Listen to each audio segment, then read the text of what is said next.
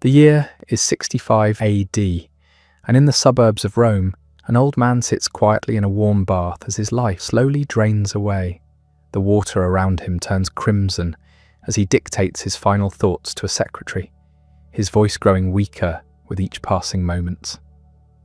This is not the death of a coward or a criminal. This is the calculated end of one of history's most fascinating figures, a man who spent decades navigating the treacherous waters of Roman politics while preaching the virtues of wisdom, courage, and inner peace. His name was Lucius Annius Seneca, and his story reads like the most gripping political thriller ever written. Imagine a philosopher who advised emperors, a playwright who influenced Shakespeare, a businessman who accumulated vast wealth while teaching that money means nothing, and a teacher whose students included both saints and tyrants. This is a man who survived exile, assassination attempts, and the murderous whims of Caligula, only to become the most trusted advisor to one of history's most notorious rulers. But here's what makes Seneca's story truly extraordinary. He didn't just live through some of the most dramatic moments in Roman history. He helped shape them.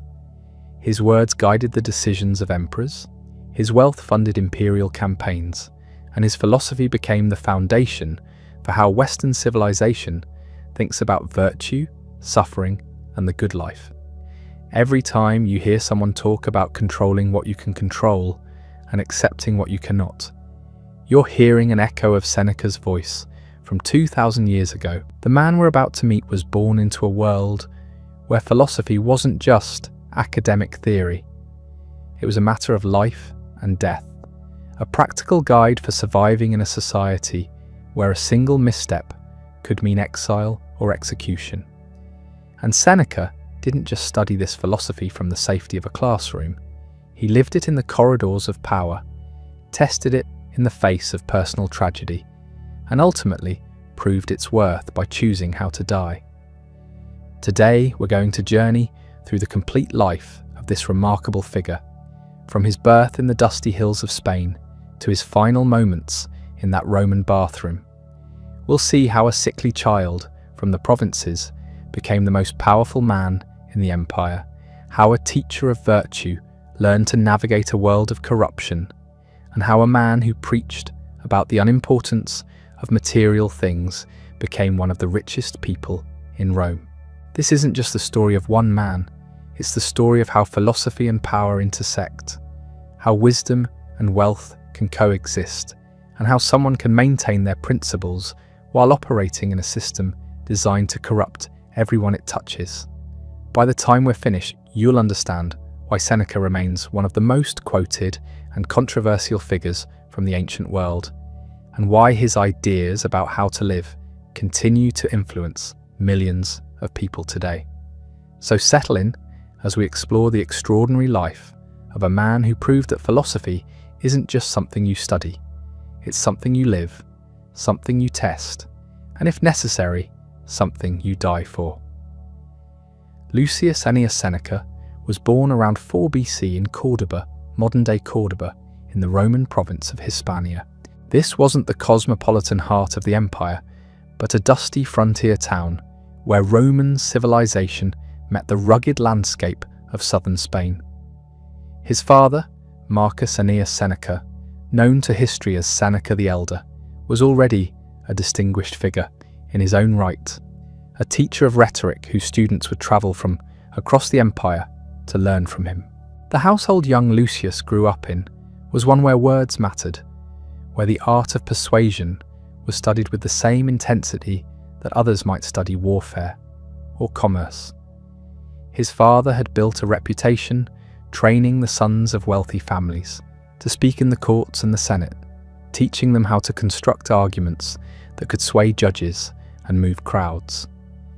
The family library was filled with scrolls containing the speeches of Cicero, the histories of Livy, and the philosophical works that were shaping Roman intellectual life. But this was also a family that understood the practical realities of Roman society. Seneca's father wasn't just an academic. He was a man who had navigated the treacherous political landscape of the late Republic, who had seen civil wars tear the Roman world apart, and who understood that survival often depended on knowing when to speak and when to remain silent. These lessons about the intersection of wisdom and power would prove crucial for his son's future. Young Seneca had two brothers who would also achieve prominence. Novatus, later known as Gallio, would become a provincial governor and appears in the Bible as the Roman official who refused to prosecute the Apostle Paul. Mela, the youngest, would choose the life of a businessman and eventually father the poet Lucan, whose epic about Caesar's civil war would make him famous throughout the empire. But it was Lucius who showed the greatest promise and the most dangerous ambition. From his earliest years, Seneca was marked by two defining characteristics that would shape his entire life. The first was an insatiable hunger for knowledge and wisdom. He devoured philosophy the way other children might consume stories of adventure, finding in the teachings of the Stoics a framework for understanding the world and his place in it. The second characteristic was more troubling. His health was fragile, marked by respiratory problems that would plague him throughout his life and give him an intimate acquaintance with suffering from a young age. This combination of intellectual brilliance and physical weakness created a unique perspective. While other young Romans might dream of military glory or athletic achievement, Seneca was forced to find his strength in his mind. Philosophy wasn't just an intellectual exercise for him. It was a survival tool, a way of making sense of a body that betrayed him and a world that seemed designed to test him at every turn. The family's move to Rome when Seneca was still young marked the beginning of his formal education and his introduction to the complex world of imperial politics. Rome in the early 1st century AD was a city transformed. The chaos of the late Republic had given way to the stability of the Principate under Augustus, but this stability came at a cost. The old freedoms of the Republic were gone, replaced by the careful choreography of imperial rule. In this new Rome, success required a different set of skills than it had in the days of Cicero and Caesar. Raw ambition and military prowess were still important, but they had to be tempered with discretion, loyalty, and the ability to navigate the complex web of relationships that surrounded the imperial court. It was a world where a single misplaced word could mean exile or death, where fortunes could be made or lost based on the emperor's mood, and where even the most successful men lived with the constant awareness that their position was entirely dependent on imperial favour. Seneca's education in this environment was comprehensive and practical. He studied rhetoric with his father, learning how to construct arguments that could persuade judges and move audiences. He studied philosophy with the leading teachers of the day, absorbing not just Stoic doctrine, but also the teachings of other schools, developing the broad intellectual foundation that would later make his own philosophical writings so rich and compelling. But perhaps most importantly, he learned by observation. He watched how successful men behaved in the presence of power, how they balanced principle with pragmatism, how they survived in a system where loyalty was demanded but trust was rare.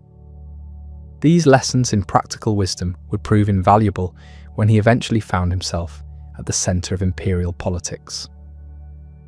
The philosophical school that captured Seneca's imagination and would define his worldview was Stoicism, a system of thought that had been developed in Athens centuries earlier but had found fertile ground in Roman soil.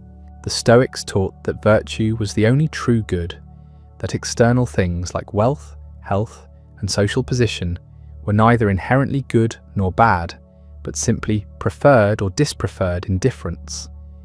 This might sound like abstract philosophical speculation, but for someone living in the dangerous world of imperial Rome, Stoicism offered profoundly practical guidance. If your position, your wealth, and even your life could be taken away at any moment by imperial whim, then finding your security in something that could never be taken from you, your character and your choices made perfect sense. The Stoics also taught that everything in the universe was connected, that events unfolded according to divine reason, and that the wise person would align themselves with this cosmic order rather than fighting against it. This didn't mean passive acceptance of whatever happened, but rather a focus on controlling what could be controlled, your thoughts, your actions, your responses, while accepting what could not be controlled, other people's behaviour, natural disasters, the rise and fall of empires.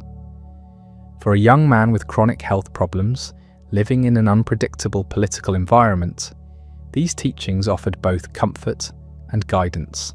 They provided a framework for dealing with suffering, a philosophy of resilience that could help someone navigate the storms of life while maintaining their integrity and inner peace.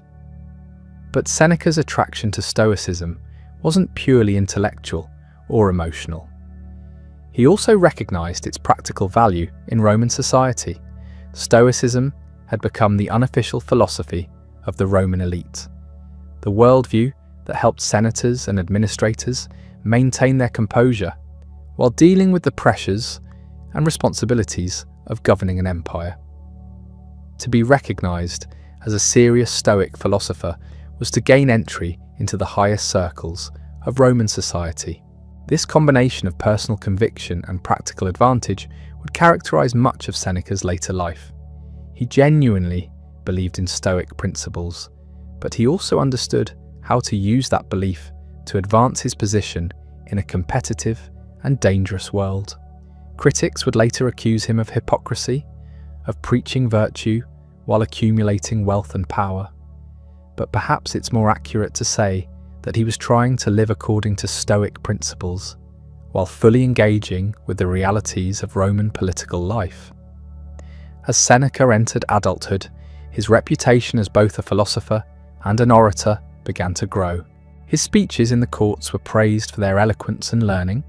His philosophical writings began to circulate among educated Romans, and his name became associated with the intellectual vitality that characterized the early empire. He was building the kind of career that his father had dreamed of, combining practical success with intellectual achievement. But success in imperial Rome always came with risks, and Seneca was about to learn just how dangerous it could be to attract the attention of the wrong people. The Emperor Caligula, who had initially seemed like a promising young ruler, was descending into the madness and paranoia that would define his reign. And somehow, the brilliant young philosopher from Spain had managed to catch his notice in the worst possible way. The year 39 AD marked a turning point that would test everything Seneca had learned about Stoic philosophy and political survival. Caligula had been emperor for 2 years, and what had begun as a promising reign had devolved into something far more sinister. The young emperor, who had initially charmed Rome with his generosity and apparent sanity, was now revealing himself to be dangerously unstable, prone to fits of rage and increasingly paranoid about potential threats to his power. Seneca found himself caught in the emperor's crosshairs through no fault of his own, at least not in any conventional sense. His crime was excellence. His speeches in the Senate had been too eloquent, his philosophical writings too popular, his reputation too bright in a court where the emperor demanded to be the sole source of light.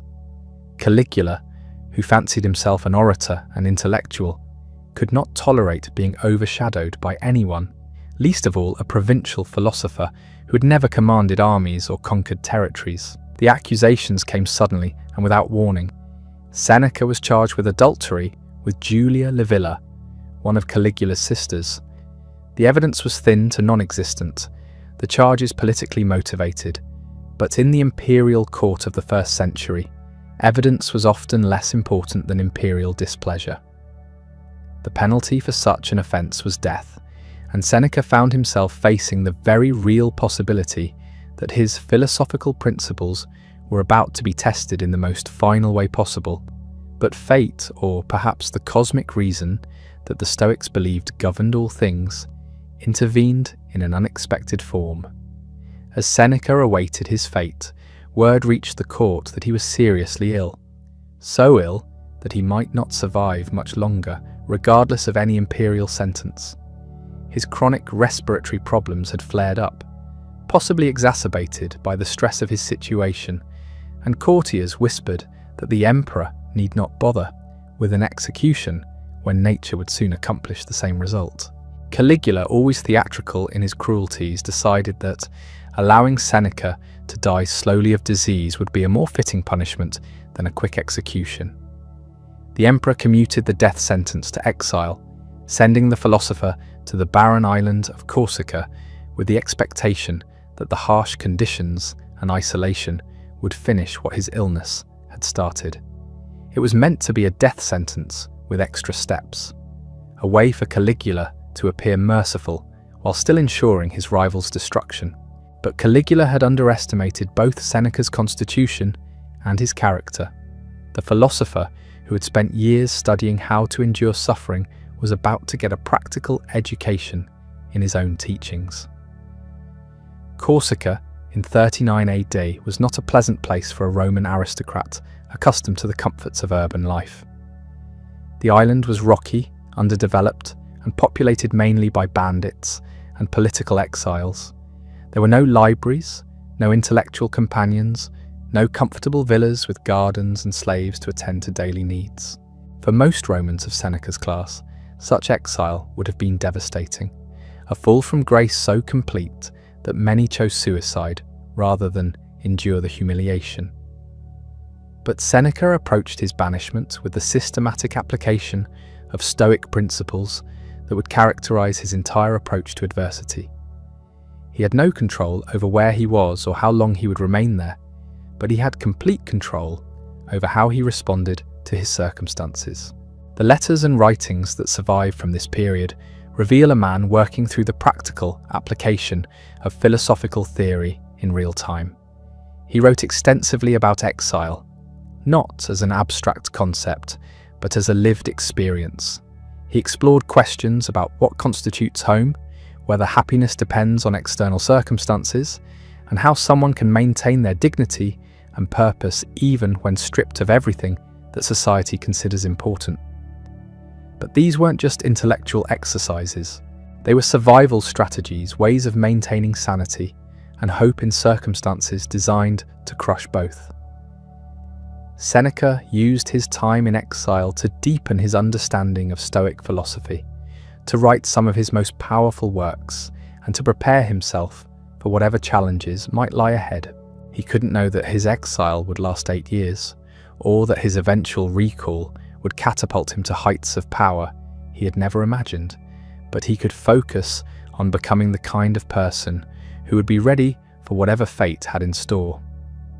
The daily routine he established on Corsica became a template for how he would approach challenges throughout the rest of his life. He rose early to write, spending hours each day working on philosophical treatises that would later influence generations of thinkers. He maintained his physical health as much as possible, understanding that a sound mind required a sound body. He cultivated relationships with his fellow exiles, learning from their experiences and finding ways to be useful to them despite his own reduced circumstances. Most importantly, he used his exile as an opportunity for what the Stoics called negative visualization, the practice of imagining loss in order to better appreciate what you have and prepare for what you might lose. Seneca had now experienced firsthand what it meant to lose wealth, position, family, and homeland. He had learned that such losses, while painful, were not fatal to someone with the right mental preparation. This knowledge would prove invaluable when he eventually returned to Rome and found himself in positions where such losses were constant possibilities. The philosophical work he produced during his exile reveals a thinker grappling with real questions rather than abstract theories. His essay, To Helvia on Consolation, written to comfort his mother during his absence, explores how families can maintain their bonds despite physical separation. His Consolation to Polybius addresses questions about grief and loss, drawing on his own experience of being cut off from everything familiar. These works established him not just as a competent philosopher, but as someone who could translate philosophical principles into practical guidance for real human problems. As the years passed, Seneca's health, rather than deteriorating as Caligula had hoped, actually seemed to improve in the simpler environment of Corsica. The clean air and regular routine, combined with his disciplined approach to diet and exercise, helped manage his respiratory problems better than the polluted, stressful atmosphere of Rome had done. His intellectual reputation, rather than fading during his absence, actually grew as his writings circulated throughout the empire and established him as one of the leading Stoic voices of his generation. Meanwhile, back in Rome, the political situation was changing in ways that would eventually work to Seneca's advantage. Caligula's reign of terror continued to escalate, but it was also generating the kind of opposition that would ultimately prove fatal to the emperor. Senators who had initially supported him were beginning to whisper about the need for change, and members of the Praetorian Guard were growing tired of serving a ruler whose unpredictability made their own positions insecure. In January of 41 AD, those whispers turned into action. Caligula was assassinated by a conspiracy that included senators and Praetorian officers, ending one of the most bizarre and violent reigns in Roman history. The man who had sent Seneca into exile, who had terrorized the Roman elite for nearly 4 years, died in a hallway of his own palace, struck down by men who had finally decided that the emperor's madness posed too great a threat to the stability of the empire. The assassination of Caligula created a power vacuum that was quickly filled by an unlikely candidate. Claudius, the emperor's uncle, had been considered a harmless eccentric for most of his life, dismissed by the imperial family as too scholarly and physically awkward to be taken seriously as a political figure. But when the Praetorian Guard needed someone from the imperial family to legitimize their actions, Claudius was available, and more importantly, he was alive and unassociated with his nephew's crimes. The new emperor faced enormous challenges. He needed to restore confidence in imperial governance, repair relationships with the Senate, and somehow convince the Roman people that the imperial system could provide the stability it promised. One of his strategies for accomplishing these goals was to recall prominent exiles who had been banished by his predecessor, demonstrating both his mercy and his rejection of Caligula's arbitrary methods. For Seneca, rotting away on Corsica with no apparent prospect of return, the news of Caligula's death and Claudius's accession must have seemed like a gift from the gods. But the Stoic philosopher had learned not to pin his hopes on external events beyond his control. He had spent 8 years preparing himself to accept permanent exile if necessary, and he approached the possibility of recall with the same measured response he had brought to his banishment. The recall, when it finally came, arrived through channels that would prove crucial for Seneca's future. Agrippina the Younger, Claudius's ambitious wife, and the mother of a young boy named Nero, had been instrumental in securing Seneca's return to Rome. She had her own reasons for wanting the philosopher back in the capital, reasons that would soon become apparent, and that would bind Seneca's fate to one of history's most notorious imperial dynasties. The return journey from Corsica to Rome in 49 AD must have felt surreal to a man who had spent 8 years adjusting to the possibility that he might never see the capital again. As Seneca's ship approached the harbour at Ostia, he would have seen a city transformed by nearly a decade of Claudian rule. New aqueducts carried fresh water to expanded neighbourhoods. The harbour itself had been enlarged and improved, and the general prosperity that marked successful imperial reigns was evident everywhere. But the Rome that welcomed Seneca back was also a more dangerous place than the one he had left. The court of Claudius was dominated by powerful women and ambitious freedmen who wielded influence that would have been unthinkable in the Old Republic. Chief among these was Agrippina the Younger, the emperor's fourth wife, whose political acumen and ruthless determination made her one of the most formidable figures in the empire. Agrippina had not secured Seneca's recall out of philosophical admiration or simple mercy. She had plans for the distinguished exile, plans that centered around her 12-year-old son Nero, who she was determined to position as Claudius's heir, despite the emperor having a biological son of his own.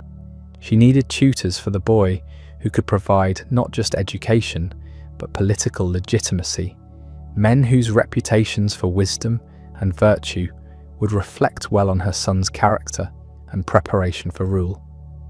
Seneca found himself appointed as Nero's tutor alongside Sextus Afranius Burrus, a stern military man who would handle the boy's political and administrative education, while Seneca focused on philosophy, rhetoric, and the broader intellectual formation that a future emperor would need. It was an extraordinary opportunity, the chance to shape the mind of someone who might one day rule the known world, but it was also an extraordinarily dangerous position that would tie Seneca's fate irrevocably to the imperial succession. The young Nero that Seneca encountered was in many ways a typical aristocratic Roman boy, bright and eager to please, but also showing signs of the vanity and self-indulgence that characterized his class. He had artistic interests that his family found somewhat embarrassing, a love of music and poetry that seemed frivolous compared to the serious business of governing an empire. But he was also quick-witted and charming, capable of the kind of intellectual engagement that made teaching him genuinely rewarding. Seneca approached his tutorial responsibilities with the same systematic method he had brought to his philosophical writing and his survival in exile. He designed a curriculum that would expose Nero to the best of Roman literature and philosophy, while also preparing him for the practical realities of imperial rule. They studied the speeches of Cicero and the histories of Livy, but they also discussed contemporary political challenges and the complex relationships between emperor, senate, and people that defined the Principate. The philosophical component of Nero's education was particularly important to Seneca. He saw an opportunity to create something that had never existed before, a philosopher king who would embody Stoic principles while wielding supreme power. The young prince showed genuine interest in philosophical questions, engaging seriously with concepts about virtue, duty, and the proper use of authority that formed the core of Seneca's worldview. But even as he worked to shape Nero's character, Seneca was learning harsh lessons about the realities of imperial family dynamics. Agrippina's ambitions for her son were matched only by her ruthlessness in pursuing them. She systematically eliminated potential rivals and obstacles to Nero's succession, using poison, false accusations, and political manipulation with a skill that would have impressed Machiavelli. Claudius's son Britannicus, the natural heir, found his position increasingly precarious as his stepmother maneuvered to secure the throne for her own child. Seneca watched these machinations with the complex feelings of someone caught between philosophical principles and political necessities. His Stoic training told him to focus on what he could control, his influence over Nero's education and character, while accepting what he could not control, the broader political dynamics of the imperial court. But he was also pragmatic enough to understand that his own survival and success depended on Agrippina's continued favour and Nero's eventual accession to power. The tension between these competing demands created internal conflicts that would plague Seneca throughout his time at court. How could he maintain his integrity while serving a system built on violence and deception? How could he preach virtue while benefiting from the crimes of others? How could he prepare Nero to be a good emperor while knowing that the path to the throne would inevitably involve the destruction of innocent people? These weren't abstract philosophical problems, but daily practical challenges that required constant navigation. When Agrippina asked for his support in her schemes against Britannicus, Seneca had to find ways to avoid direct complicity while not alienating the woman who controlled his access to power. When Nero showed signs of cruelty or vanity, Seneca had to correct him firmly enough to be effective, but gently enough to maintain their relationship and his influence. The years of Nero's education also saw Seneca's own position in Roman society continue to evolve.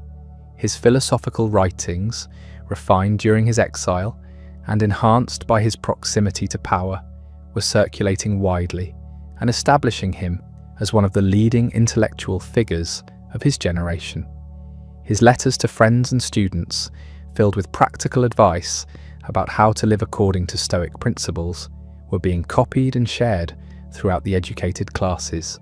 But perhaps most significantly, Seneca was accumulating wealth on a scale that would have been unimaginable during his exile on Corsica. His position as imperial tutor came with substantial financial rewards, but more importantly, it provided access to the kinds of business opportunities that were only available to those with connections at the highest levels of government. He invested in shipping, mining, and money-lending operations that generated enormous profits, making him one of the richest men in the empire. This accumulation of wealth created another source of internal tension for the Stoic philosopher. His writings consistently emphasized that external goods like money were indifferent to true happiness, that the wise person should be prepared to lose everything without losing their peace of mind. Yet here he was, actively pursuing and accumulating the very things his philosophy taught him to treat as unimportant. Seneca's defenders, both ancient and modern, have argued that his wealth was a tool rather than an end in itself, that he needed financial resources to maintain his influence and independence in a system where poverty meant powerlessness. His critics have seen hypocrisy, a man who preached virtue while practicing vice, who taught others to despise what he himself desperately pursued. The truth, as often happens with complex historical figures, probably lies somewhere between these extremes. Seneca genuinely believed in Stoic principles and tried to live according to them, but he also understood that complete philosophical purity might mean abandoning any chance to influence events or protect the people he cared about. He made compromises that allowed him to remain effective in a compromised system, but those compromises came with psychological and moral costs that his writings suggest he felt keenly. The culmination of this period came in 54 AD, when Claudius died, almost certainly poisoned by Agrippina to prevent him from changing his mind about the succession. Nero, still only 16 years old, became emperor with Seneca and Burrus as his primary advisors. The boy that Seneca had been teaching for 5 years was now the most powerful person in the world, and the philosopher, who had spent 8 years in exile, was suddenly one of the most influential men in the empire. The early years of Nero's reign, which historians later called the Quinquennium Neronese, the 5 good years of Nero, represented the closest thing to a philosopher king that the Roman world would ever see. With Seneca providing intellectual guidance and Burrus handling military and administrative matters, the young emperor seemed to embody the Stoic ideal of a ruler who governed for the benefit of his subjects, rather than his own glory. Nero's speeches to the Senate, largely written by Seneca, emphasized themes of cooperation, respect for traditional institutions, and the emperor's role as servant of the people rather than their master. Legal reforms were implemented that protected slaves from the worst abuses of their owners, that streamlined court procedures, and that reduced the arbitrary power that had characterized previous reigns. The economy flourished, the frontiers remained secure, and Romans began to feel that the imperial system might actually deliver on its promises of peace and prosperity. But even during this golden period, there were warning signs that troubled those who knew how to read them. Nero's artistic interests, which Seneca had initially encouraged as a harmless outlet for the young man's creativity, were beginning to consume more and more of his attention. He spent hours practicing his singing and lyre playing, wrote poetry that courtiers were expected to praise regardless of its quality, and showed an increasing interest in public performance that horrified traditional Romans who believed that emperors should maintain their dignity above such common entertainments. More troubling was the gradual deterioration of Nero's relationship with his mother. Agrippina had engineered his rise to power, but she expected to continue controlling his decisions now that he was emperor. As Nero matured and began to assert his independence, conflicts arose that would eventually tear the imperial family apart and drag everyone in their orbit, including Seneca, into a vortex of violence and betrayal that would make his exile on Corsica seem like a peaceful retreat. The philosopher, who had spent years teaching the young emperor about virtue, duty, and the proper use of power, was about to learn that some students, no matter how carefully taught, will ultimately choose their own path. And that path would test not only Nero's character, but also Seneca's ability to maintain his principles while serving a ruler who was gradually revealing himself to be everything a Stoic emperor should not be. The transformation of Nero from philosopher student to absolute ruler didn't happen overnight, but the signs were there for anyone willing to see them. Seneca, who had spent countless hours in private tutorials discussing the nature of virtue and the responsibilities of power, began to notice subtle changes in his former pupil's behaviour that would have been alarming in anyone, but were terrifying in someone who commanded legions. The first cracks in the carefully constructed facade appeared around 55 AD, just a year into Nero's reign. The young emperor had fallen under the influence of Poppaea Sabina, a beautiful and ambitious woman who was everything Agrippina was not. Where his mother was calculating and political, Poppaea was sensual and immediate. Where Agrippina demanded respect for tradition and duty, Poppaea encouraged indulgence and pleasure.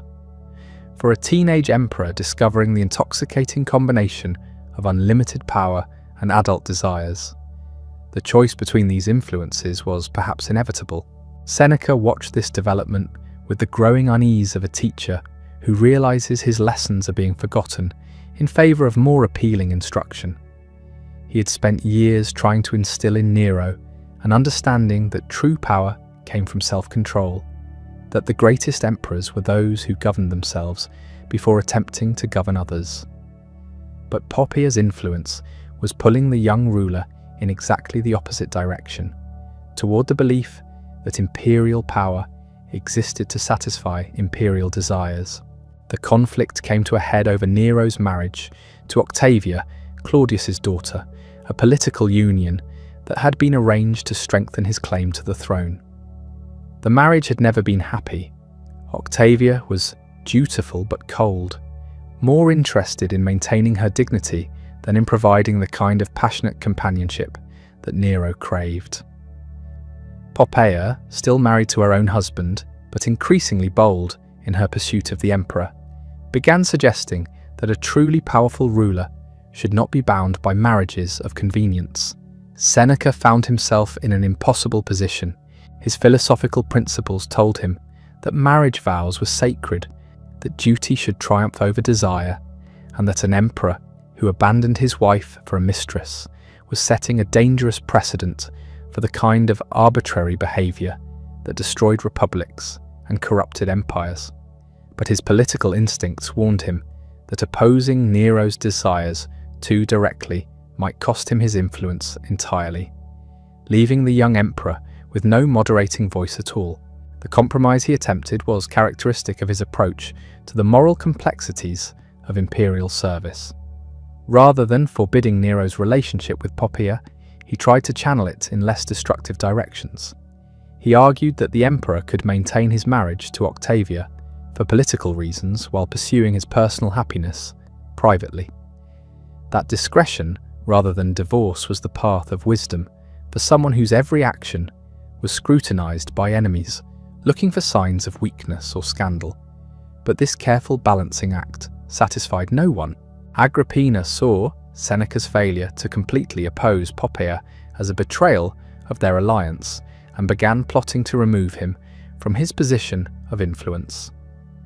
Poppaea viewed his counsels of moderation as obstacles to her ambitions and worked to convince Nero that his old tutor was trying to control him out of jealousy and outdated moral prejudices. Nero himself, caught between competing pressures and increasingly resentful of anyone who attempted to limit his freedom, began to see Seneca's philosophical advice as tedious lecturing from someone who didn't understand what it meant to be young and powerful. The situation deteriorated rapidly throughout 55 and into 56 AD. Agrippina, desperate to maintain her influence over her son, made the fatal mistake of threatening to support Britannicus, Claudius's biological son, as a rival claimant to the throne. It was probably an empty threat, intended to shock Nero into compliance, but it was interpreted by the emperor and his advisors as a genuine attempt at revolution. The young man who had once listened respectfully to Seneca's lessons about justice and mercy decided that his stepbrother represented an unacceptable threat to his security. The murder of Britannicus at a dinner party in early 55 AD marked the end of any pretense that Nero's reign would be guided by philosophical principles. The poison that killed the 14-year-old boy was administered in full view of the imperial family, a demonstration of power that was meant to intimidate potential rivals and establish beyond doubt who truly controlled the empire. Seneca, present at the dinner, watched his former student cross a line that no amount of philosophical training could uncross. The official story was that Britannicus had died of an epileptic seizure, a fiction that everyone present was expected to accept regardless of what they had witnessed. Seneca found himself faced with a choice that would define the rest of his relationship with Nero. He could speak out against the obvious murder, knowing that doing so would likely cost him his position and possibly his life, or he could remain silent and become complicit in the crime through his inaction. He chose silence, a decision that would haunt him for the remaining years of his life. His defenders have argued that speaking out would have accomplished nothing except his own destruction, that maintaining his influence over Nero, however diminished, was more important than making a futile gesture of moral purity. His critics have seen cowardice, a philosopher who abandoned his principles when they conflicted with his safety and comfort. The truth, as Seneca himself seemed to recognize in his later writings, was probably more complex. He had spent years believing that he could guide Nero toward virtue through patient instruction and moral example, that the philosophical education he had provided would ultimately triumph over the corrupting influences of absolute power. Britannicus's murder forced him to confront the possibility that he had been wrong, that some people are simply incapable of being reformed no matter how carefully they are taught. But rather than abandoning his position, Seneca chose to continue serving as Nero's advisor, telling himself that even a partially restrained tyrant was better than an unrestrained one. He worked with Burrus to manage the worst aspects of Nero's behaviour, to channel the emperor's energies into relatively harmless pursuits, and to maintain some semblance of rational governance despite the growing chaos at the heart of the imperial court. This period of Seneca's life reveals the fundamental tension that had always existed in his character between philosophical idealism and political pragmatism. His letters and essays from this time show a man struggling to reconcile his Stoic beliefs with the realities of serving a ruler who embodied everything his philosophy opposed. He wrote extensively about the nature of moral compromise, about how a wise person should behave when forced to operate within corrupt systems, about the difference between what is ideal and what is possible. These writings, while personally agonizing for Seneca, proved remarkably influential for later generations of thinkers who found themselves in similar situations. His exploration of how someone could maintain their integrity while serving flawed institutions provided a framework that would be used by philosophers, courtiers, and administrators throughout history who faced the choice between moral purity and practical effectiveness. Meanwhile, Nero's transformation continued to accelerate. The young man who had once shown genuine interest in philosophical questions was becoming increasingly absorbed in his artistic pursuits and his relationship with Poppaea. He spent hours each day practicing his singing, commissioned elaborate theatrical productions in which he starred, and began making plans for public performances that would scandalize traditional Roman sensibilities. Seneca watched these developments with growing alarm, recognizing that Nero's obsession with performance was more than just a harmless hobby. The emperor was beginning to see his entire reign as a kind of theatrical production, with himself as the star and the Roman people as his audience. This perspective made rational governance increasingly difficult, as policy decisions were evaluated not for their practical effectiveness, but for their dramatic impact. The relationship between Seneca and his former student became increasingly strained as the philosopher's attempts at guidance were met with irritation and resentment. Nero had grown tired of being lectured about virtue and duty by someone he now saw as a relic from his childhood, an old man whose outdated ideas were obstacles to his self-expression and happiness. The respectful student had been replaced by an emperor who tolerated no criticism and interpreted any attempt at guidance as an insult to his authority. By 58 AD, the situation had become untenable for everyone involved. Agrippina, having lost her influence over her son, was plotting desperately to regain her position or remove him from power entirely. Poppaea was pressuring Nero to divorce Octavia and marry her, damn the political consequences. The Senate and people were growing restless as reports of the emperor's behaviour spread throughout the empire, and Seneca found himself caught in the middle of conflicts that seemed to have no resolution except violence. The explosion, when it finally came, would be more terrible than anyone had imagined, and it would force the Stoic philosopher to confront the ultimate question about his life's work. Had his years of teaching and guidance accomplished anything at all, or had he simply enabled a monster by providing him with the intellectual tools to justify his crimes? The answer to that question would determine not only how history judged Seneca, but how he would judge himself in the dark years that lay ahead. The year 59 AD would mark the point of no return for both Nero and his former teacher. The emperor had grown increasingly impatient with what he saw as the obstacles to his happiness, chief among them his mother Agrippina, whose constant interference and threats had become intolerable to a young man drunk on absolute power. The woman who had orchestrated his rise to the throne, who had eliminated his rivals and secured his position, had become the greatest threat to his freedom to rule as he chose. Seneca could see the storm building. The philosophical discussions that had once occupied hours of their time together had been replaced by brief, tense meetings where the emperor's attention wandered constantly to other concerns. When Nero did engage with serious matters of governance, it was with the impatience of someone who viewed such responsibilities as interruptions to more important pursuits. The careful balance that had characterized the early years of the reign was crumbling, and Seneca found himself increasingly unable to influence events that were spiraling toward catastrophe. The murder of Agrippina, when it finally came, was planned with a theatrical flair that revealed just how completely Nero had abandoned any pretense of conventional imperial behaviour. Rather than the simple poison that had dispatched Britannicus, the emperor devised an elaborate scheme involving a collapsible boat that would appear to sink accidentally during a festival celebrating the goddess Minerva. The plan was simultaneously clever and absurd, typical of a mind that had come to see even murder as a form of artistic expression. But the boat plan failed.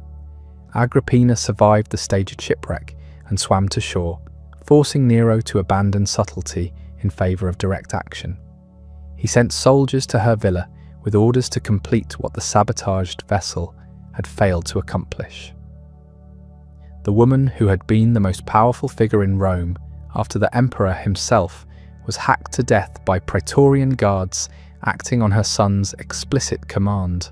For Seneca, witnessing this matricide represented the complete failure of everything he had tried to accomplish during his years as Nero's tutor. The young man he had attempted to shape into a philosopher king had become exactly the kind of tyrant that Stoic philosophy was designed to oppose. Every lesson about virtue, every discussion of the proper use of power, every careful explanation of why rulers must constrain themselves, had been swept away by the intoxicating combination of unlimited authority and personal desire. The aftermath of Agrippina's murder created a crisis that tested everyone in Nero's inner circle. The emperor himself seemed genuinely surprised by the negative reaction his mother's death provoked among both the Roman elite and the common people. He had expected relief that a manipulative and dangerous woman had been removed from the political scene. Instead, he found himself facing whispered accusations of the most heinous crime imaginable in Roman culture, the killing of one's own parents. Seneca found himself in the impossible position of having to help craft the official explanation for an act he privately considered monstrous.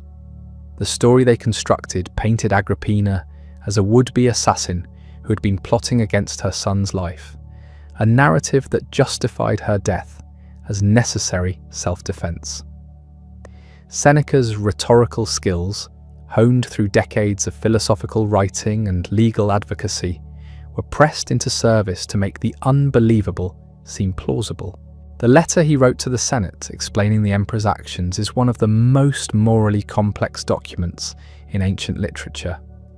On its surface, it's a masterpiece of persuasive writing that successfully convinced the Senate to officially thank Nero for preserving his own life and the stability of the empire. But reading between the lines reveals a man in spiritual agony, using his considerable talents to defend actions he knew were indefensible. This period marked the beginning of Seneca's gradual withdrawal from active involvement in imperial governance. He continued to serve as Nero's advisor, but his influence waned as the emperor surrounded himself with people who encouraged rather than restrained his worst impulses. Poppeia's ascendancy was complete now that Agrippina was gone, and she had no interest in maintaining the philosophical atmosphere that had characterized the early years of the reign. The changes in Nero's behavior accelerated after his mother's death. Freed from the last significant check on his power, he began to indulge his artistic ambitions more openly.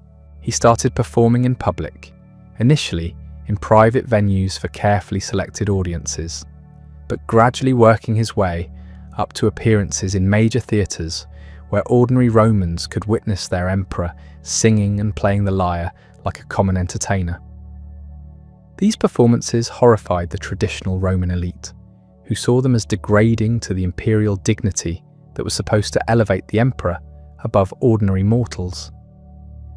But Nero was beyond caring about such conventional concerns. He had discovered that the applause of crowds provided a satisfaction that governing could not match, and he began to organize his entire schedule around opportunities to perform rather than the mundane business of running an empire. Seneca watched this transformation with the complex emotions of someone who had invested years of effort in a project that was not merely failing but becoming its opposite.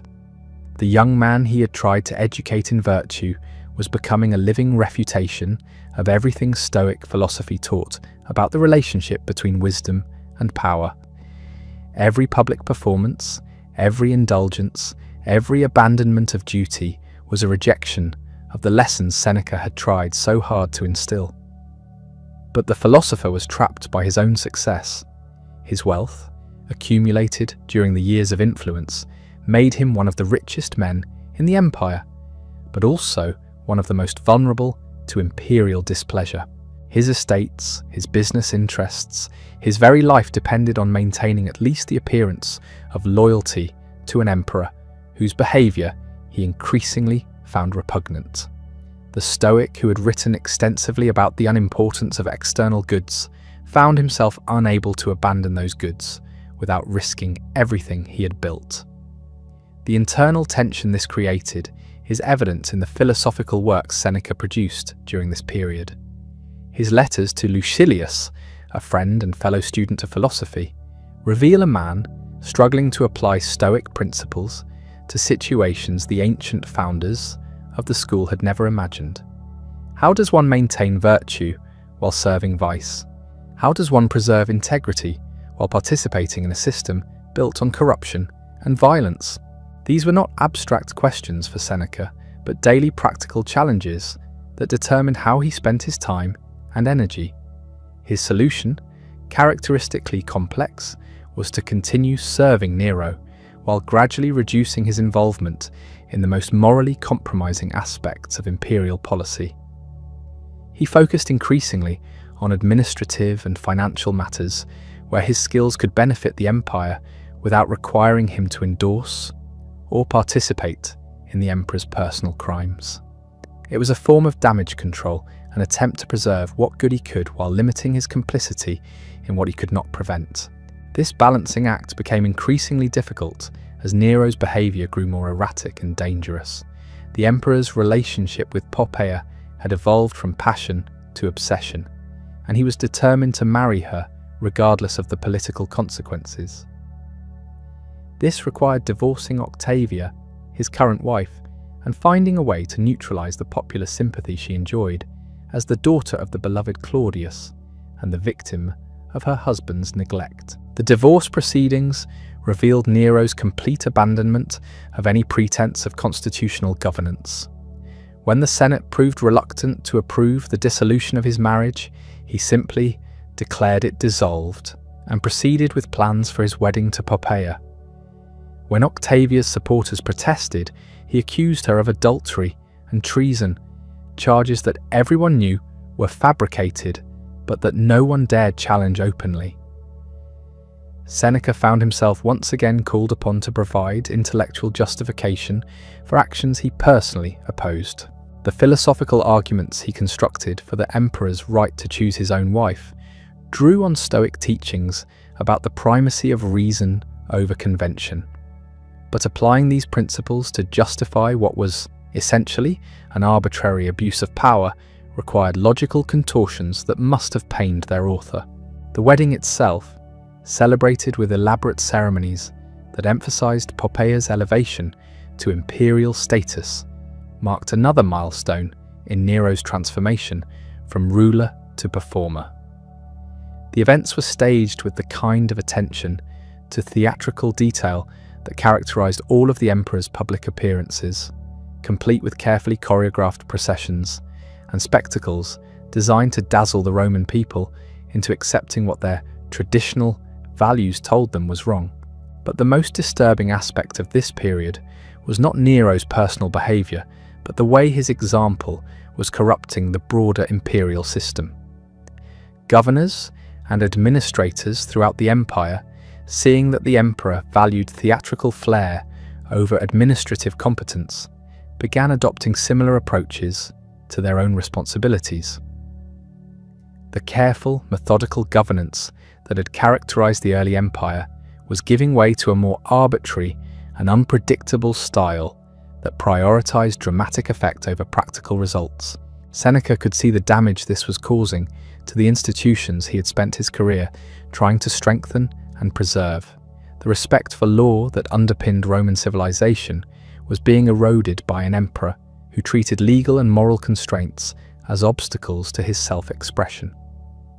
The loyalty of the legions, traditionally focused on Rome itself, was being redirected toward the personal glorification of a ruler whose behavior many soldiers found embarrassing and disturbing. Most troubling of all was the way Nero's conduct was affecting the relationship between the emperor and the Roman people, the traditional compact between ruler and ruled, based on the emperor's promise to provide security and prosperity in exchange for obedience and respect, was breaking down as it became clear that Nero was more interested in personal satisfaction than public service. The grumbling that had initially been confined to aristocratic circles was beginning to spread to the broader population as the consequences of imperial self-indulgence became impossible to ignore. By 62 AD, Seneca's position had become almost entirely ceremonial. He retained his titles and formal access to the emperor, but his advice was rarely sought and even more rarely followed. Nero had surrounded himself with a new circle of advisors whose primary qualification was their willingness to encourage rather than restrain his impulses. The careful system of checks and balances that had characterized the early years of the reign had been dismantled in favor of a more direct and personal form of rule. The death of Burrus in that same year removed Seneca's last significant ally in the struggle to moderate Nero's behavior. The stern military commander who had helped manage the practical aspects of governance while Seneca focused on intellectual and moral guidance was replaced by men whose loyalty was purchased rather than earned. The partnership that had made the Quinquennium Neronis possible was definitively over, leaving Seneca isolated and increasingly irrelevant in a court that had moved beyond any interest in philosophical restraint. The philosopher who had once believed he could shape the character of an emperor through patient education and moral example was finally forced to confront the possibility that he had been fundamentally wrong about human nature and the relationship between knowledge and behavior. All his years of teaching, all his carefully crafted lessons about virtue and duty, all his attempts to demonstrate through personal example what it meant to live according to philosophical principles, had failed to prevent Nero from becoming exactly the kind of ruler that Stoic theory condemned. This recognition created a crisis that went to the heart of everything Seneca believed about philosophy and its practical application. If wisdom could not triumph over power, if virtue could not restrain vice, if the most careful education could not prevent the corruption that seemed to inevitably accompany unlimited authority, then what was the point of philosophical study at all? These questions would dominate the final phase of his life, as he struggled to find meaning in what appeared to be the complete failure of his life's work. The answer to those questions would come sooner than Seneca expected, but not in the way he had hoped. As 62 AD drew to a close, the philosopher found himself wrestling with a decision that would define the final chapter of his extraordinary life. The empire he had served, the student he had taught, the system he had tried to reform from within had all moved beyond his ability to influence or control. The time had come to choose between continued complicity and principled withdrawal. The catalyst for this decision came from an unexpected source. Nero, perhaps recognizing that his former tutor's disapproval was becoming an embarrassment in a court dedicated to flattery and indulgence, began making subtle suggestions that Seneca might want to consider retirement. These hints, delivered with the kind of casual menace that had become characteristic of the emperor's communication style, carried an unmistakable message. The philosopher's continued presence was no longer welcome, and his departure could be voluntary or involuntary depending on his response to imperial preference. For most courtiers, such a suggestion would have been terrifying, a thinly veiled threat that demanded immediate compliance. But Seneca, drawing on the philosophical training that had sustained him through exile and political crisis, saw something different in Nero's words. He saw an opportunity to finally align his actions with his beliefs, to choose principle over pragmatism in a way that might redeem the compromises of his later years. The request for retirement that Seneca submitted to Nero in early 62 AD was a masterpiece of diplomatic language that managed to be both respectful and subtly critical. He acknowledged his debt to the emperor for years of favour and advancement, expressed gratitude for the wealth and position he had been allowed to accumulate, and requested permission to withdraw from active service to focus on philosophical contemplation and writing. But beneath the courteous surface lay a more complex message about the proper relationship between wisdom and power, duty and desire. Nero's response revealed both his intelligence and his fundamental misunderstanding of his former teacher's character. Rather than simply granting the request, the emperor delivered a lengthy speech designed to demonstrate his rhetorical skills while rejecting Seneca's petition for withdrawal. He argued that the philosopher's experience and wisdom were too valuable to the empire to be wasted in retirement, that personal loyalty demanded continued service, and that abandoning his responsibilities would be a betrayal of everything they had worked to accomplish together. The speech was skillfully crafted, drawing on techniques Seneca himself had taught years earlier, but it missed the essential point of the philosopher's request. Nero seemed to believe that his former tutor's desire for retirement was motivated by fear or disappointment rather than principle, that the right combination of flattery and implicit threat would convince him to remain at court. He offered guarantees of continued favour, promises of reduced responsibilities, and assurances that past disagreements would be forgotten if Seneca would simply agree to stay. But the old philosopher had moved beyond concern for imperial favour or personal safety. His request for retirement was not a negotiating position, but a statement of moral necessity, a recognition that continued service under current conditions would require compromises he was no longer willing to make. The years of trying to balance Stoic principles with political realities had taught him that such balance was ultimately impossible when serving a ruler who acknowledged no constraints on his power or behaviour. Seneca's response to Nero's rejection was characteristically subtle and philosophically grounded. Rather than arguing directly with the emperor's decision, he simply began reducing his involvement in court affairs while maintaining the forms of respect and loyalty that protocol demanded. He attended fewer meetings, offered less advice, and gradually withdrew from the daily business of governance while never openly defying imperial wishes. This careful retreat allowed him to preserve his dignity while avoiding direct confrontation with an increasingly unstable ruler. He used the time gained from reduced official duties to focus on the philosophical writing that had always been his primary passion, producing during this period some of his most profound meditations on virtue, mortality, and the proper way to live in an imperfect world. The letters to Lucilius that emerged from this time reveal a man who had found peace with his situation, despite its obvious dangers and disappointments. Writing with the freedom that comes from having nothing left to lose, Seneca explored questions about duty and conscience, about the relationship between personal integrity and public service, about how someone should behave when forced to operate within systems they fundamentally oppose.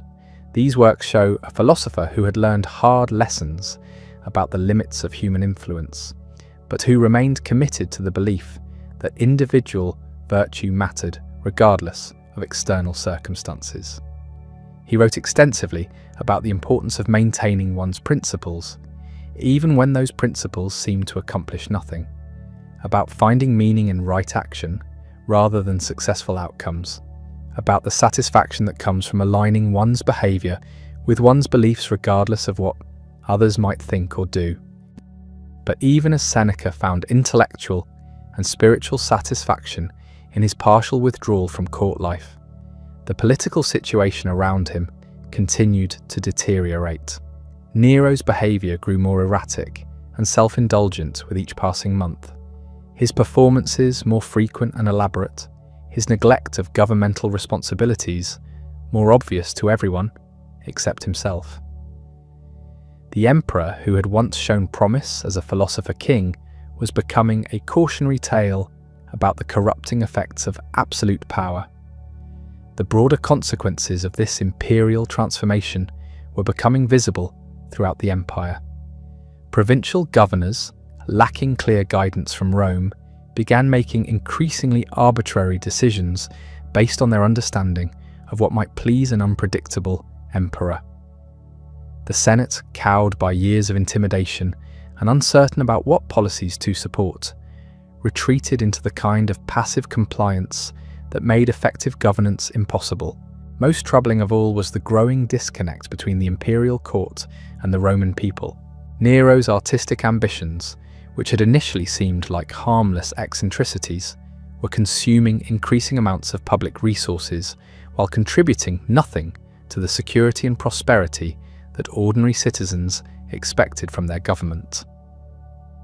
The elaborate theatres and performance venues, the costly festivals and competitions, the imported artists and musicians all came at the expense of more practical concerns like infrastructure maintenance and military preparedness.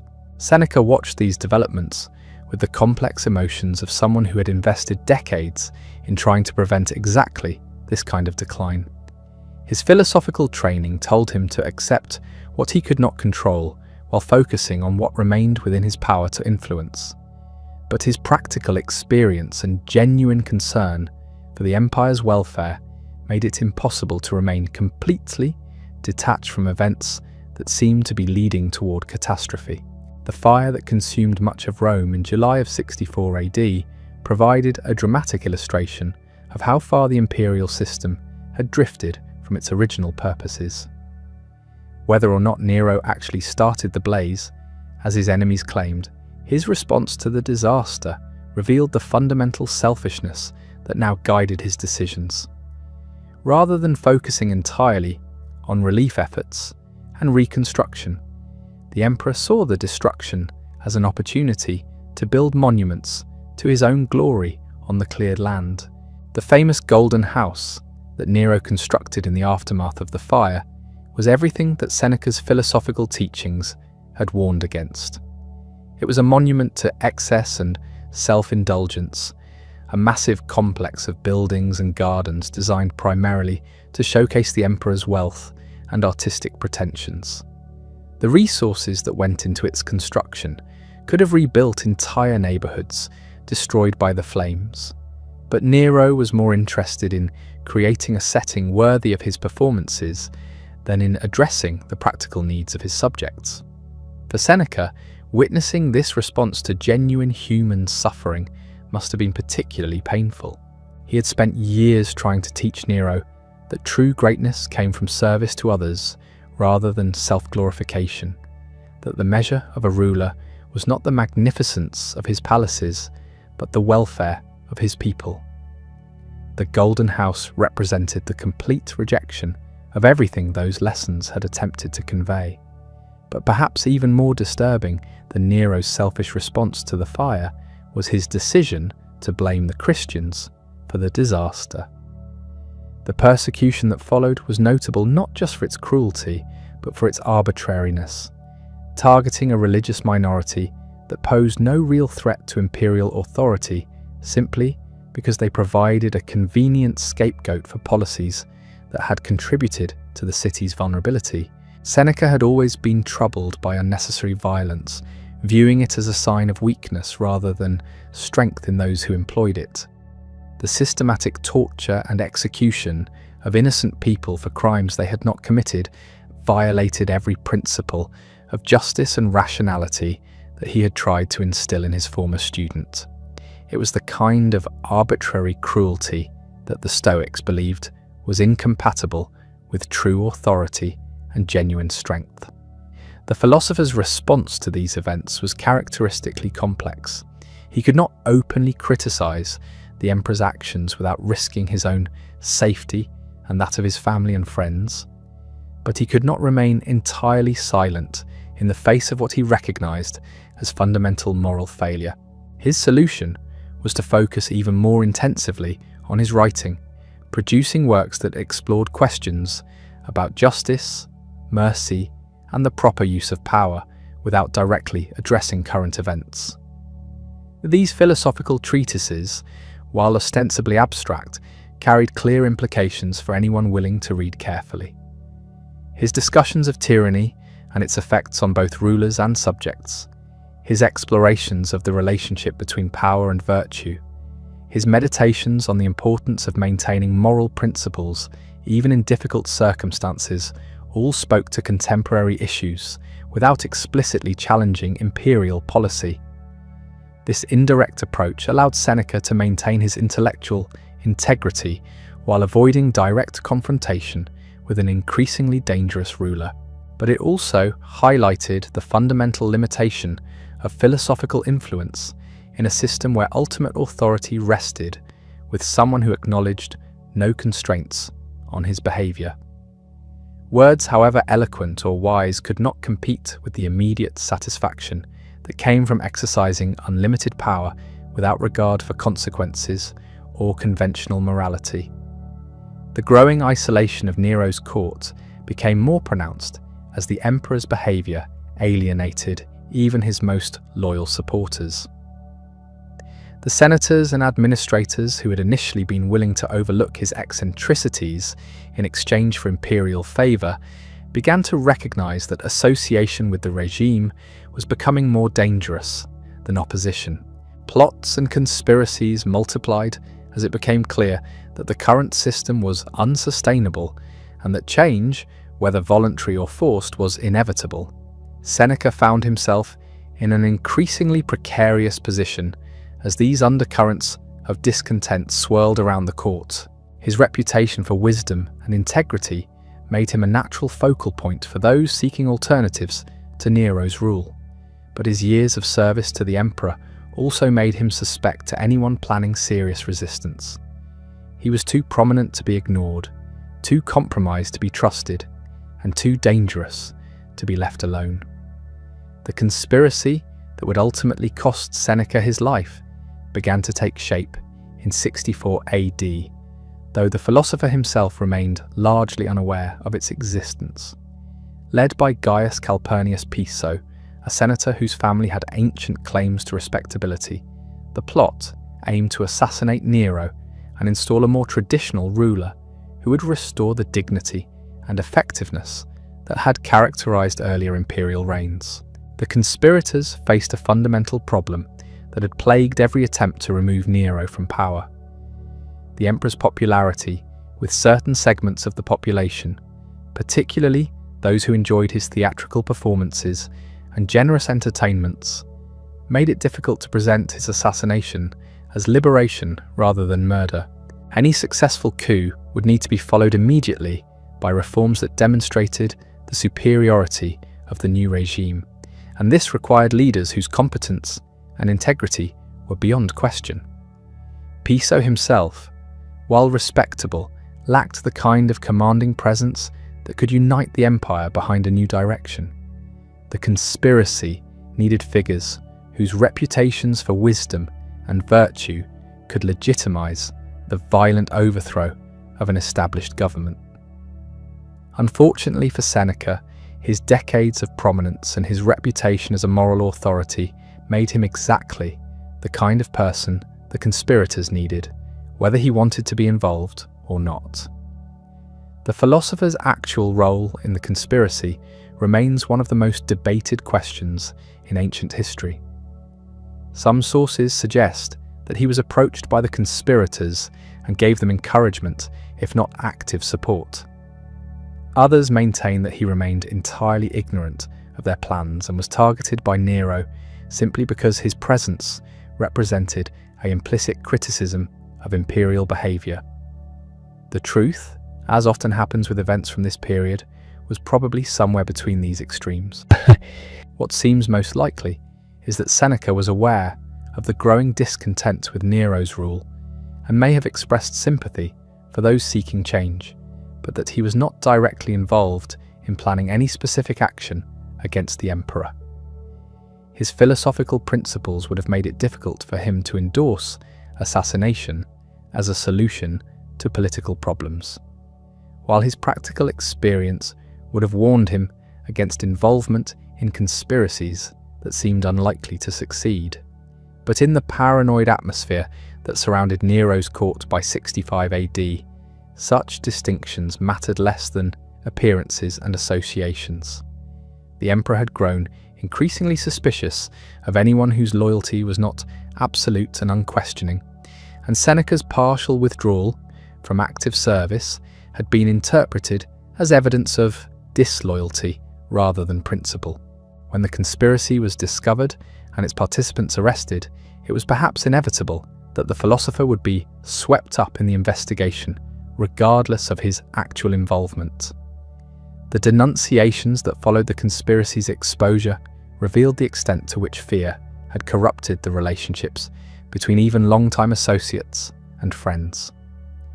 Faced with torture and execution, many of those arrested provided information about others who might have been sympathetic to the plot, whether or not they had actually participated in planning it. Seneca's name appeared on multiple lists, sometimes as an active conspirator, sometimes as a sympathetic observer, sometimes simply as someone whose continued existence posed a threat to imperial security. When the summons finally came for Seneca to appear before Nero and answer questions about his loyalty, both men understood that this was not really an investigation, but a formality preceding a predetermined conclusion. The emperor had decided that his former tutor could no longer be allowed to live, whether because of actual treason or simply because his presence served as an uncomfortable reminder of higher standards that the current regime had abandoned. The final meeting between the teacher and his student was conducted with the kind of elaborate courtesy that had characterized their relationship even during its most strained periods.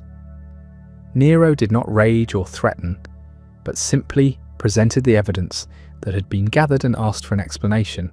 Seneca, understanding that no explanation would be acceptable, responded with the kind of philosophical dignity that he had been cultivating throughout his adult life. The charges, such as they were, focused less on specific acts of treason than on Seneca's general attitude toward the imperial government. His partial withdrawal from court activities was presented as evidence of disloyalty. His philosophical writings were interpreted as veiled criticism of current policies, and his continued influence with other senators was portrayed as a threat to imperial authority. It was the kind of case that could only be made in a system where loyalty was measured by enthusiasm rather than service, where any form of independence was considered subversive. Seneca's defense was characteristically thoughtful and principled. He acknowledged his gratitude for imperial favor while maintaining his right to retire from active service when his conscience demanded it. He accepted responsibility for his philosophical writings while defending their general rather than specific nature. Most importantly, he refused to implicate others in activities he himself had not undertaken, maintaining the dignity and integrity that had defined his public career even as that career approached its end. The verdict was never in doubt, but the manner of its delivery revealed something important about both men and their relationship. Nero could have simply ordered Seneca's execution, as he had done with so many others who had displeased him. Instead, he offered his former tutor the traditional Roman option of suicide, the chance to choose the manner and timing of his own death, rather than suffering the indignity of public execution. It was a small gesture of respect, perhaps the last acknowledgement of what their relationship had once meant to both of them. Seneca received the news of his death sentence with the calm composure that he had spent a lifetime cultivating. When the imperial messenger arrived at his villa outside Rome with Nero's final command, the philosopher was dining with his wife, Pompeia Paulina, and a small group of close friends. The conversation had been light, touching on literary matters and philosophical questions, the kind of intellectual discourse that had always provided Seneca with his deepest satisfaction. The interruption transformed the gathering from a pleasant social occasion into something far more solemn and significant. The order was delivered with the bureaucratic efficiency that characterized imperial administration, even in its most personal moments. Seneca was to take his own life within a specified time period, the traditional 3 days that Roman custom allowed for such matters. The messenger, a centurion who had clearly performed this duty before, maintained the respectful tone appropriate when dealing with a man of Seneca's standing, but his meaning was unmistakable. This was not a request or a suggestion, but a command that would be enforced if not voluntarily obeyed. Seneca's response revealed the extent to which his philosophical training had prepared him for exactly this moment. Rather than expressing shock or attempting to negotiate, he thanked the messenger politely and asked for writing materials to compose his final letters. His friends, less prepared for such news, reacted with the kind of emotional distress that would have been natural for anyone witnessing the destruction of someone they loved and respected. But the philosopher himself seemed almost relieved, as if a burden he had been carrying for years had finally been lifted from his shoulders. The 3 days that followed became a kind of extended philosophical seminar, with Seneca using his remaining time to demonstrate, through personal example, the principles he had taught throughout his career. He spent hours dictating letters to friends and students, offering final advice and guidance for living according to Stoic principles in a world that seemed increasingly hostile to such ideals. He reviewed his will and made arrangements for his household, ensuring that his servants and dependents would be provided for after his death. Most importantly, he used the time to prepare himself mentally and spiritually for the transition he was about to make. The letters he composed during this period reveal a man who had found peace with his situation, despite its obvious injustice. Writing to Lucilius, his most devoted correspondent, Seneca explored the relationship between philosophy and death, arguing that a life lived according to virtue provided its own justification regardless of how or when it ended. He discussed the concept of preferred indifference, acknowledging that while life was generally preferable to death, circumstances could arise where choosing death became the more rational and virtuous option. These final philosophical reflections were not abstract meditations, but practical preparations for an act that would test everything Seneca believed about courage, wisdom, and the proper relationship between the soul and the body. He wrote extensively about the fear of death, analysing its sources and offering strategies for overcoming it through rational analysis and spiritual discipline. Death, he argued, was simply a natural transition, no more frightening than the countless smaller transitions that marked every human life. But perhaps most remarkably, Seneca's final letters contained very little bitterness toward Nero or the imperial system that had condemned him. Instead, they focused on the philosophical lessons that could be drawn from his situation, the ways in which his experience might serve as guidance for others facing similar challenges. He wrote about the relationship between teacher and student, acknowledging the disappointment he felt at Nero's transformation, while maintaining that the attempt to educate him had been worthwhile regardless of its ultimate failure.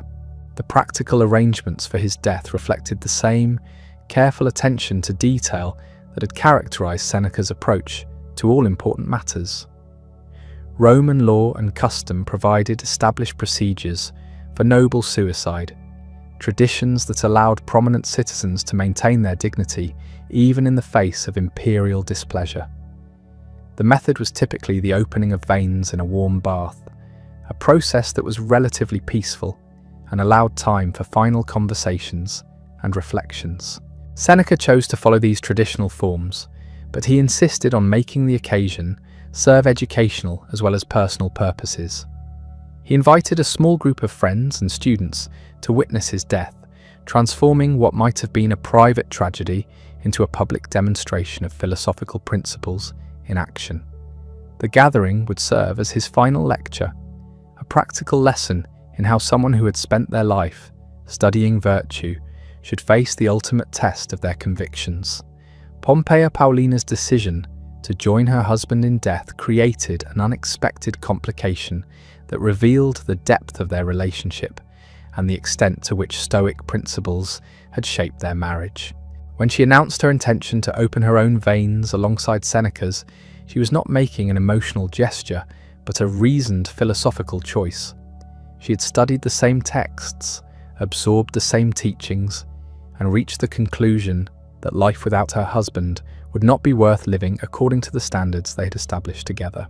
Seneca's response to his wife's decision showed both his love for her and his commitment to philosophical consistency. He neither encouraged nor discouraged her choice, recognizing that she had the same right to determine her own fate that he was exercising. Instead, he spent time discussing with her the reasoning behind her decision, ensuring that it was based on genuine philosophical conviction rather than temporary emotional distress. Their final conversations revealed a partnership that had been built on shared intellectual and spiritual foundations rather than mere affection or social convention. The presence of witnesses at their deaths was not intended as a theatrical gesture, but as a pedagogical opportunity, a chance to demonstrate through personal example what they had taught through words and writings. The small group that gathered in Seneca's villa on that final day included some of his most devoted students, men who would carry the memory of what they witnessed back into the world and use it to guide their own lives and teachings. As the appointed time approached, Seneca began the process of dying with the same systematic approach he had brought to all his intellectual endeavours. He spoke calmly about the philosophical significance of what was happening, explaining how his death represented the logical conclusion of a life lived according to Stoic principles. The fear of death, he reminded his listeners, was based on ignorance and attachment to external things. Someone who truly understood the nature of reality would face the transition from life to death with curiosity rather than terror. The physical process proved more difficult than anticipated.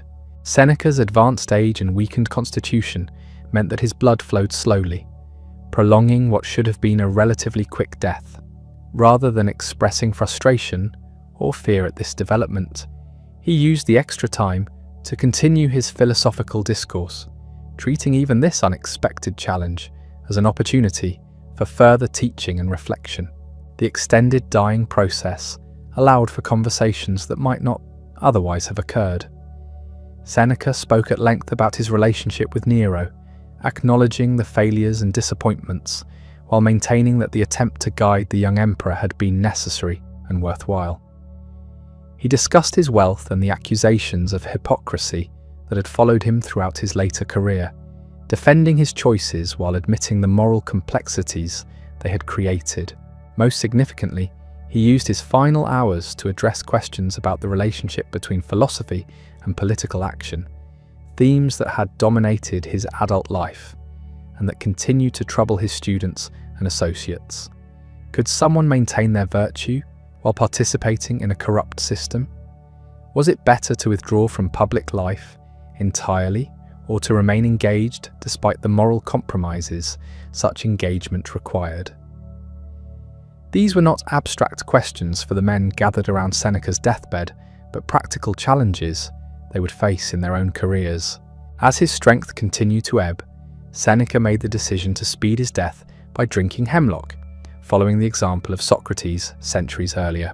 The parallel was intentional, a final demonstration of the connection between philosophical conviction and personal courage that had characterized both men's lives. But even this measure proved insufficient, and he ultimately chose to enter a steam bath where the heat would accelerate the process by which his life was ending. The final moments were spent in quiet conversation with those closest to him, discussing not the political events that had led to this situation, but the eternal questions that had always been at the heart of his philosophical inquiries. What was the nature of virtue? How should someone live? What constituted a meaningful existence? These conversations continued almost until the end, with Seneca maintaining his role as teacher even as his voice grew weaker and his thoughts became more fragmented. Pompeia Paulina's survival created a bittersweet epilogue to what had been planned as a joint philosophical demonstration. Nero, perhaps recognizing that allowing the wife of a condemned traitor to die alongside her husband might create unwanted martyrs, ordered his soldiers to intervene and save her life. She lived for several more years, reportedly never fully recovering from her grief and maintaining the pale complexion that resulted from her blood loss as a visible reminder of what she'd been willing to sacrifice. The news of Seneca's death spread quickly through Rome and the broader empire, creating reactions that revealed the complex legacy he had built during his decades of public service. His supporters saw him as a martyr to philosophical principle, a man who had maintained his integrity despite impossible circumstances and who had chosen death rather than compromise his fundamental beliefs. His critics viewed his suicide as the final act of hypocrisy from someone who had preached virtue while accumulating wealth and power. But perhaps more significant than these immediate reactions was the way Seneca's death influenced the broader intellectual culture of the Roman world. His final demonstration of Stoic principles in action provided a model that would inspire generations of philosophers, writers, and political figures who faced similar challenges in balancing principle with pragmatism, virtue with survival. The letters and philosophical works he had produced during his final years, many of them written with the knowledge that death was approaching, became foundational texts for later Stoic thinkers. His exploration of questions about duty, conscience, and the proper response to political oppression provided frameworks that would be used by everyone from early Christian martyrs to Renaissance humanists to modern advocates of civil disobedience. The irony of Seneca's situation was not lost on contemporary observers or later historians. The man who had spent years trying to teach Nero about virtue and the proper use of power had ultimately been killed by his students' complete rejection of those lessons. The philosopher who had written extensively about the unimportance of external goods had died partly because his wealth made him a target for imperial confiscation. The teacher who had preached about the supremacy of reason over passion had been destroyed by an emperor whose decisions were based entirely on personal whim and emotional impulse. Yet this irony did not diminish the power of Seneca's final example. If anything, it enhanced it by demonstrating that philosophical principles could maintain their validity even when they failed to achieve their intended practical results. The goal of Stoic practice was not to guarantee success in worldly terms, but to ensure that one's actions remained aligned with virtue regardless of external outcomes. The immediate aftermath of Seneca's death saw a purge of his associates and supporters as Nero attempted to eliminate anyone who might carry forward his former tutor's influence or example. But this effort proved futile in the long term. The ideas Seneca had developed and the example he had set continued to spread throughout the educated classes of the Roman Empire, carried forward by students and admirers who recognized the enduring value of his contributions to philosophy and political thought. The emperor who had ordered his death would survive him by only 3 years. Nero's reign, which had begun with such promise under Seneca's guidance, collapsed in 68 AD amid military revolts and senatorial opposition. The man who had rejected every lesson about virtue and restraint ultimately discovered that power without wisdom was unsustainable, that the respect and loyalty of subjects could not be maintained through fear and spectacle alone. But while Nero's empire crumbled and his memory became synonymous with tyranny and excess, Seneca's influence continued to grow. His philosophical works were copied and studied throughout the ancient world. His letters to Lucilius became standard texts for anyone seeking to understand Stoic principles. And his example of principled resistance to tyranny inspired countless individuals who found themselves in similar situations. The transformation of Seneca from controversial political figure to revered philosophical authority took place gradually over the centuries following his death. Early Christian writers, despite their general suspicion of pagan philosophy, found much to admire in his emphasis on virtue, his critique of material excess, and his willingness to die for his principles. Medieval scholars preserved and transmitted his works when many other classical texts were lost. Renaissance humanists rediscovered him as a model of the engaged intellectual who combined scholarly achievement with practical wisdom.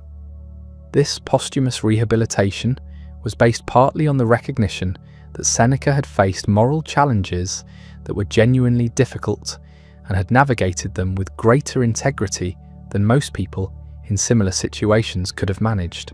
His willingness to serve in Nero's government, despite its obvious flaws, could be seen not as hypocrisy, but as a genuine attempt to use whatever influence he possessed to limit the damage that unconstrained power might otherwise cause.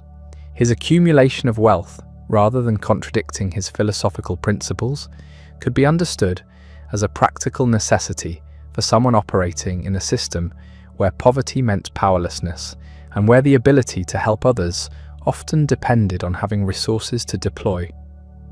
His gradual withdrawal from active political involvement, far from representing cowardice or abandonment of responsibility, demonstrated the wisdom to recognize when continued participation would accomplish nothing except the corruption of his own character. Most importantly, his final choice to die rather than compromise his fundamental principles provided a powerful demonstration that philosophical conviction could triumph over the most basic human instinct for survival. The man who had spent decades writing about virtue and wisdom had ultimately proven willing to sacrifice everything, including life itself, rather than abandon the beliefs that gave his existence meaning and purpose. The story of Seneca's life and death thus became a template for understanding how someone could maintain their integrity while operating within imperfect systems, how wisdom and power could coexist despite their natural tensions, and how individual virtue could matter even when it failed to transform the broader world. These lessons remained relevant long after the specific political circumstances that had shaped his career were forgotten, providing guidance for anyone who sought to live according to principle in a world that often seemed to reward very different qualities. The death of Seneca marked the end of an extraordinary life, but it was far from the end of his story. In the months and years that followed his suicide, something remarkable happened. The man who had been criticized during his lifetime for the contradictions between his teachings and his circumstances began to be seen in a very different light. His final act of principled defiance had transformed him from a controversial political figure into something approaching a philosophical saint. The transformation began almost immediately among those who had witnessed his death or heard first-hand accounts of his final days. The calm dignity with which he had faced execution, the thoughtful preparation he had undertaken, and the educational purpose he had given to his dying all served to validate the principles he had spent his career defending. Here was proof that Stoic philosophy was not merely academic theory, but a practical guide that could sustain someone through the most extreme challenges imaginable. Word of his death spread throughout the empire with surprising speed, carried by the network of students, correspondents, and intellectual associates he had cultivated over decades of writing and teaching. These accounts emphasized not the political circumstances that had led to his condemnation, but the philosophical significance of his response to those circumstances. The man who had struggled to balance competing moral demands during his life was remembered primarily for the clarity and conviction he had shown at its end. This process of posthumous rehabilitation was aided by the rapid deterioration of Nero's reign in the years following Seneca's execution. As the emperor's behavior became increasingly erratic and destructive, and as the empire itself began to show signs of the instability that unchecked power inevitably produces, Seneca's warnings about the corrupting effects of absolute authority seemed increasingly prescient. The teacher had been proven right about his student in ways that few could have anticipated. The philosophical works that Seneca had produced during his final years, written with the knowledge that his position was precarious and his time might be limited, took on new significance in this changed context. His letters to Lucilius, in particular, were recognized as masterpieces of practical wisdom that addressed universal human concerns rather than merely contemporary political issues. These writings provided guidance that remained relevant regardless of who held power or what specific challenges readers might face in their own lives. The influence of these works extended far beyond the circles of professional philosophers who might have been expected to study them. Roman administrators serving in distant provinces found in Seneca's letters practical advice for maintaining their integrity while dealing with the moral complexities of imperial governance. Soldiers facing the possibility of death in battle discovered frameworks for understanding courage and duty that helped them cope with fear and uncertainty. Even ordinary citizens struggling with personal losses or disappointments could find comfort and guidance in his exploration of how to live according to virtue, despite external circumstances beyond their control. This broad appeal was partly due to Seneca's unique background and experience. Unlike many philosophers who had spent their entire careers in academic settings, he had tested his ideas against the realities of political life at the highest levels. His writings carried the authority of someone who had actually faced the dilemmas he discussed, who had struggled with the practical application of philosophical principles in situations where the stakes were literally life and death. The early Christian community, despite its general suspicion of pagan philosophy, found much to admire in Seneca's emphasis on virtue over material success, his critique of excessive wealth and luxury, and his willingness to die rather than compromise his fundamental beliefs. Some early church fathers even suggested that he had been influenced by Christian teachings, though there is no historical evidence for direct contact between Seneca and early Christian leaders. The similarities they detected were more likely the result of parallel moral insights reached through different intellectual traditions. Medieval scholars, working to preserve and transmit the classical heritage through periods of political chaos and cultural transformation, recognized Seneca as one of the most practically valuable ancient authors. His combination of philosophical depth and practical wisdom made his works particularly useful for readers who needed guidance for living in unstable times. His letters and essays were copied and recopied throughout the medieval period, ensuring their survival when many other classical texts were lost. The Renaissance brought a renewed appreciation for Seneca's particular combination of intellectual achievement and political engagement. Humanist scholars, many of whom were themselves involved in the complex political life of Italian city-states, found in his career a model for how someone could maintain their scholarly integrity while participating actively in public affairs. His struggles with the moral compromises required by political involvement resonated with readers who faced similar challenges in their own contexts. The influence extended beyond purely intellectual circles to shape practical approaches to governance and administration throughout Europe. Political theorists studying the relationship between power and virtue found in Seneca's career both positive and negative examples of how these forces could interact. His success in moderating Nero's behavior during the early years of the reign demonstrated that philosophical wisdom could have practical political effects, while his ultimate failure and death illustrated the limits of such influence when dealing with truly corrupt leadership.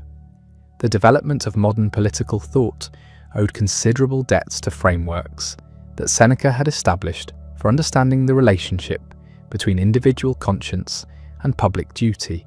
His exploration of when someone should remain engaged with imperfect systems and when they should withdraw became foundational for later discussions of civil disobedience, conscientious objection, and the moral responsibilities of citizens under unjust governments.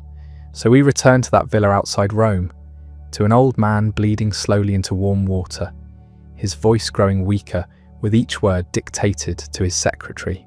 Seneca's death was not just the end of one remarkable life, but the beginning of an influence that would echo through the centuries. The philosopher who had struggled to balance virtue with power, who had wrestled with the contradictions between principle and pragmatism, who had tried to teach an emperor wisdom only to be destroyed by his students' rejection of every lesson, had found in his final moments the clarity that had sometimes eluded him in life. His death became proof that philosophy was not merely academic theory, but a practical guide that could sustain someone through the ultimate test. 2,000 years later, whenever we face the choice between what is easy and what is right, we are walking in Seneca's footsteps.